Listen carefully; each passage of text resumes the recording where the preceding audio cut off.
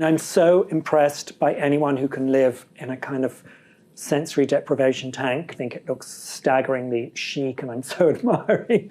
As you can see, that's not my approach.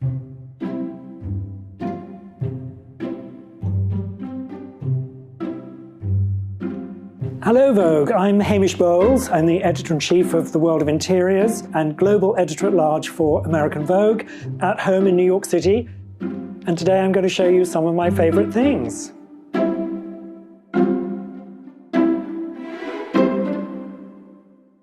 I found this apartment 14 years ago, I think. It had been lived in by quite a celebrated literary editor. And after 30 years in the city, I'm moving. I'm the new editor-in-chief of The World of Interiors magazine. So I'm going to be moving back to the city of my birth and rediscovering it anew. And that's partly explains the chaos that you see before you. My great friends, Laura Sartori Rimini and Roberto Perigali of this practice, Studio Perigali, they offered their services and said, you know, it could be a kind of calling card for their work in America. And so we worked together, and it was just such an extraordinary experience because they know me so well. You know, I've got very strong taste.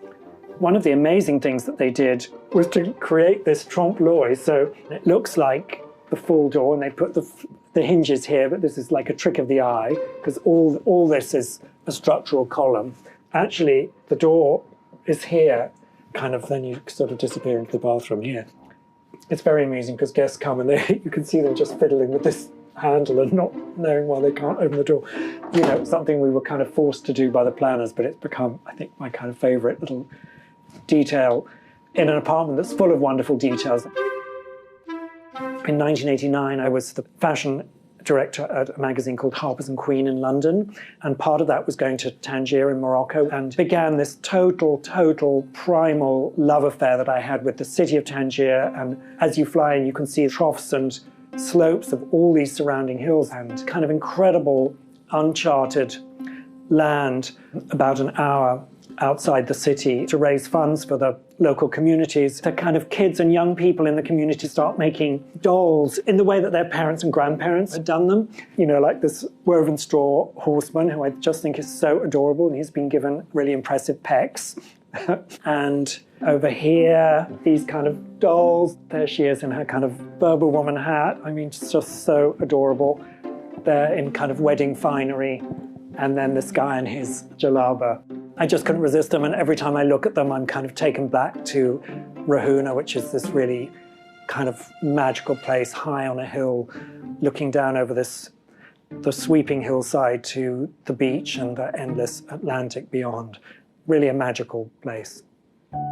As a child of, I think, 8, I found a copy of Cecil Beaton's book, The Glass of Fashion, which was really him kind of talking about and illustrating with drawings and photography the people who'd shaped style and fashion through his lifetime.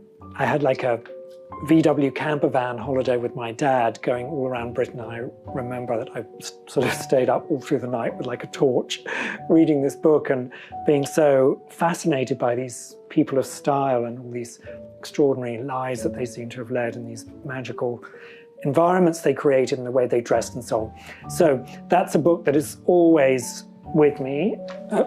Actually, it's not Glass of Fashion, it's the dust jacket for Glass of Fashion, because clearly I've taken the book out and I wanted to preserve the dust jacket, which just shows you how often I reference the book. This is Cecil Beaton's New York, which is a wonderful kind of snapshot of the city in the early 1930s when he kind of came, and he was so excited by its possibilities, social and sexual, and on so many different kind of levels. And it's fascinating seeing his stylist's eye.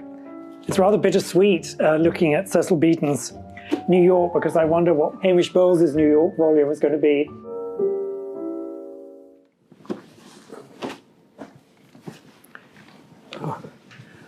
I love sort of associating objects that have a kind of aesthetic connection. I'm looking for things that have consistent threads where designers maybe from very different generations, eras, decades are looking at the same kind of inspiration and interpreting it in different ways.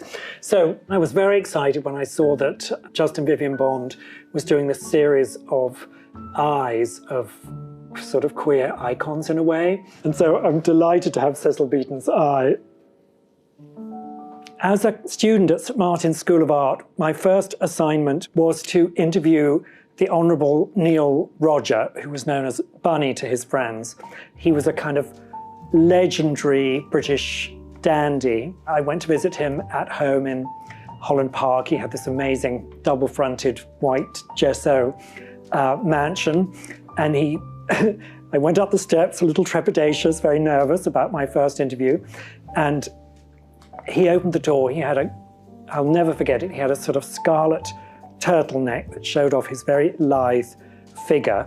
He was very proud that he had the same waist measurement as the Princess of Wales, and a very preternaturally smooth, pulled face. And he said his first words to me were, "Don't be alarmed, young man.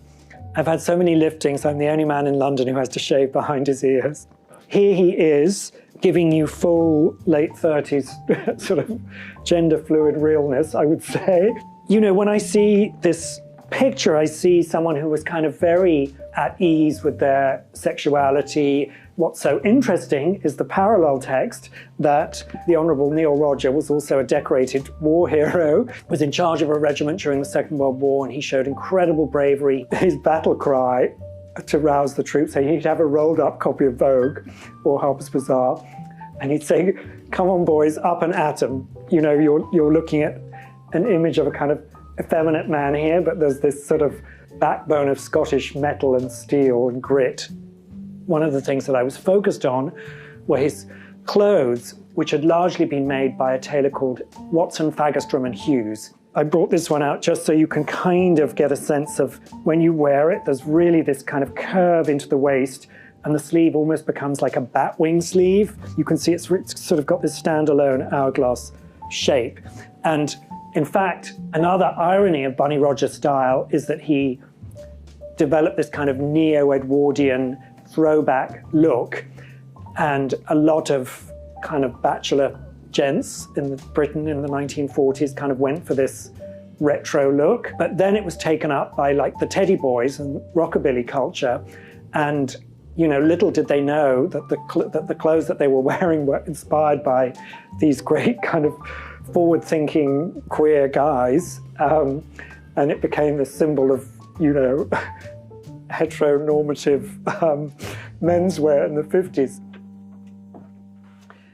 So I think I was quite an unusual little boy. I suppose my twin childhood heroes were not the soccer stars of the day, but I was obsessed with Cecil Beaton and with Noel Coward, who was a playwright and a songwriter, also a diarist and a novelist. I adored his music, I loved his plays, so I was very excited when some things came up that had belonged to Elizabeth Welch, who was a fantastic singer who had this bust of Noel Coward, and they were by Gladys Calthrop, Noel Coward's set designer. Through the years, Noel's become a kind of repository for hats. It seemed like a good idea when he just had one sort of graceful hat on. But as you can see, they've kind of accumulated through the years. I sort of tend to bring hats back from most of my travels. So Noel's now a little bit overburdened with hats, but there's nowhere else to put them.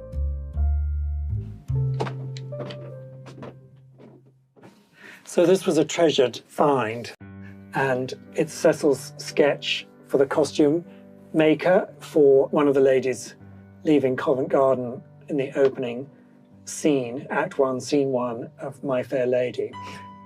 You know, you might think that the walls are kind of dense with pictures, but there are a great deal more in storage or stacked up. Occasionally I bring them out and sort of recycle and re-hang. Against this Loro Piana brushed cotton, actually, is what the fabric is, and of course it's purple. Such an underrated, undervalued colour, but not by me. Oh my God. So these curtains, this is this fabric by this amazing French company, Tassinari de Châtel, originally woven for Marie Antoinette, of course, found by me, of all unlikely things, a place called the Curtain Exchange in London, at a fraction of the Marie Antoinette price, I'm sure, even in 1788. very happy to have those. And of course, the colours just worked so perfectly with everything we'd chosen for this room. One of those happy synchronicities and, you know, more purple and lilac. I think now about 15 or 16 years ago, I finally went with friends to an island in the Dodecanese in Greece that they'd been trying to get me to go to for years and years. There was a little shop there, and this woman had sold kind of dishes and jugs, I think made and painted by her father. And every time I went, I would buy something. I really loved them. And now that I go back, the father or the grandfather who was making this pottery is no more, and there's no one who has the skill to make them or the knowledge. So they're kind of even more precious in a way. So this picture is quite the story. When I first moved to New York, which was 1992, 30 years ago, of course, I found this incredible parlor floor on 13th Street between 6th and 7th in a wonderful kind of 1850s brownstone.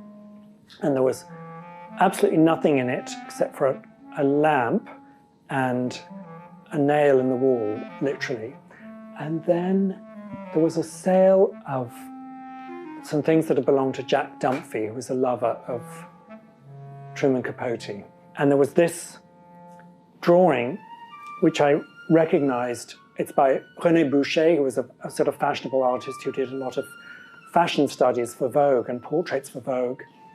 I loved his work, and obviously I was totally obsessed with Truman Capote. And so it was my first really significant purchase.